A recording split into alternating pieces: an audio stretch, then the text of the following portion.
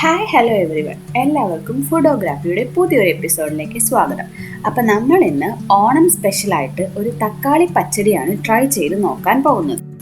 അപ്പോൾ ഇതിന് വേണ്ടിയിട്ട് ഞാനിവിടെ കുറച്ച് കറിവേപ്പില, ഒരു 2-3 അല്ലി വെളുത്തുള്ളി അരിഞ്ഞത്, ഒരു ചെറിയ കഷ്ണം ഇഞ്ചി അരിഞ്ഞത്, അതേപോലെ തന്നെ ഒരു 4 ചുവന്നുള്ളി അരിഞ്ഞതും, പച്ചമുളക് ഒരെണ്ണം, പിന്നെ ഒരു തക്കാളി, അത്യാവശ്യം വലുപ്പമുള്ള ഒരു തക്കാളി അരിഞ്ഞു വെച്ചിട്ടുണ്ട്. പിന്നെ നമുക്ക് അരപ്പിന് വേണ്ടിയിട്ട് ഒരു 2 ചുവന്നുള്ളി, 1/2 ടീസ്പൂൺ കടുക്, 1/4 ടീസ്പൂൺ ജീരകം, 1/2 കപ്പ് നാളികേരം, ഇത്രയും എടുത്ത് വെച്ചിട്ടുണ്ട്.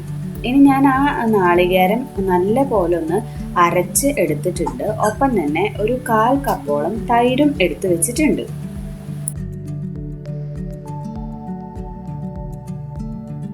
ഇനി നമുക്ക് മറ്റൊരു പാൻ വെക്കാം. അതിലേക്ക് ഞാനൊരു 2 ടേബിൾ സ്പൂൺ വെളിച്ചെണ്ണ ഒഴിച്ചു കൊടുത്തിട്ടുണ്ട്. ഇനി വെളിച്ചെണ്ണ നല്ല പോലെ ഒന്ന് ചൂടായി വരണം.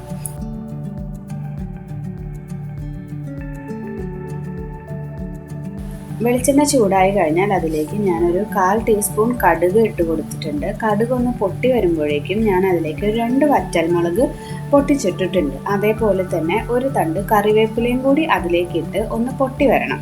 അപ്പോൾ കടുകൊക്കെ ഒന്ന് പൊട്ടി വന്നുകൊണ്ടിരിക്കുമ്പോൾ നമുക്ക് എന്ത് ചെയ്യാം, നമ്മൾ നേരത്തെ ചെറുതാക്കി അരിഞ്ഞു വെച്ചിട്ടുള്ള നമ്മുടെ ഇഞ്ചി, അതേപോലെ തന്നെ പച്ചമുളകും, അതേപോലെ തന്നെ ചുവന്നുള്ളി, വെളുത്തുള്ളി, ഇതൊക്കെ നമ്മൾ ചെറുതാക്കിയിട്ട് കുനുകുന അരിഞ്ഞു വെച്ചിട്ടുണ്ടായിരുന്നു. അതെല്ലാം അതിലേക്ക് ഇട്ട് കൊടുക്കുകയാണ് ചെയ്യുന്നത്.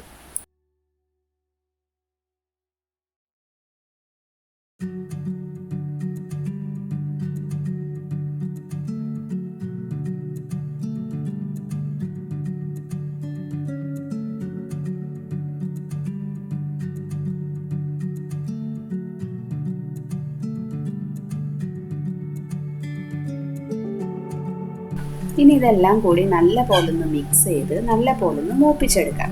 മൂത്ത് വരുമ്പോൾ നല്ലൊരു സ്മെല്ല് വരും, നമ്മുടെ ഇഞ്ചിയുടെയും വെളുത്തുള്ളിയുടെയും ഒക്കെ.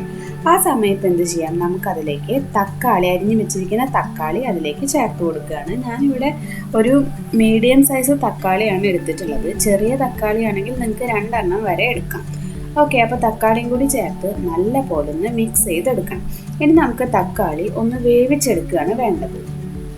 ഇനി അതിലേക്ക് ഞാൻ ആവശ്യത്തിനുള്ള ഉപ്പും കൂടി ചേർത്ത് കൊടുക്കുന്നുണ്ട്. ഉപ്പും കൂടി ചേർത്ത് കൊടുത്ത് നല്ല പോലെ ഒന്ന് മിക്സ് ചെയ്തെടുക്കണം. നല്ല പോലെ മിക്സ് ചെയ്തതിന് ശേഷം നമുക്ക് തക്കാളിയൊക്കെ ഒന്ന് വെന്ത് കിട്ടാനായിട്ട് മൂടി വെക്കുകയാണ് ചെയ്യുന്നത്. അപ്പം ഞാനിവിടെ ഒരു മൂടി വെച്ച് മൂടിയിട്ടുണ്ട്. ഇനി നമുക്ക് കുറച്ച് സമയം ഒന്ന് വെയിറ്റ് ചെയ്യാം. അപ്പോഴേക്കും തക്കാളി നല്ല സോഫ്റ്റായി കിട്ടും.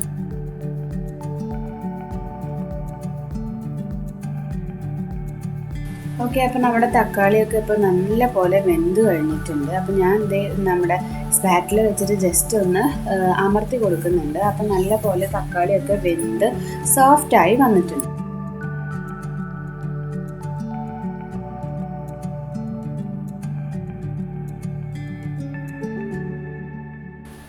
ഇനി ഇതിലേക്ക് നമ്മൾ നേരത്തെ അരച്ച് വെച്ചിട്ടുള്ള നമ്മുടെ നാളികേരത്തിൻ്റെ മിക്സ് ആഡ് ചെയ്ത് കൊടുക്കുകയാണ് ചെയ്യുന്നത്. നാളികേരത്തിൻ്റെ മിക്സ് ആഡ് ചെയ്തിട്ട് നല്ലപോലെ ഒന്ന് ഇളക്കി കൊടുക്കുക. ഇളക്കി കൊടുത്തതിന് ശേഷം നാളികേരം ഒന്ന് അതിൽ കിടന്നൊന്ന് വെന്ത് വരണം. അതിനു വേണ്ടി നമുക്കൊന്ന് വെയിറ്റ് ചെയ്യാം.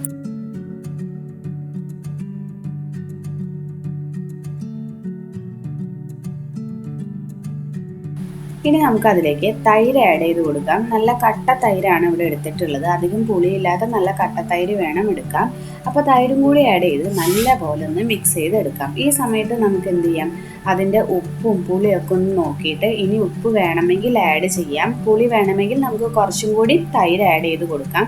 ഞാനിവിടെ കുറച്ചും കൂടി ഉപ്പ് ആഡ് ചെയ്തിട്ടുണ്ട്. എനിക്ക് നോക്കിയപ്പോൾ കുറച്ച് ഉപ്പിൻ്റെ കുറവുള്ളത് കൊണ്ട് ഞാൻ എന്ത് ചെയ്തിട്ടുണ്ട്, കുറച്ചും കൂടി ഉപ്പ് ആഡ് ചെയ്ത് കൊടുത്തിട്ടുണ്ട്.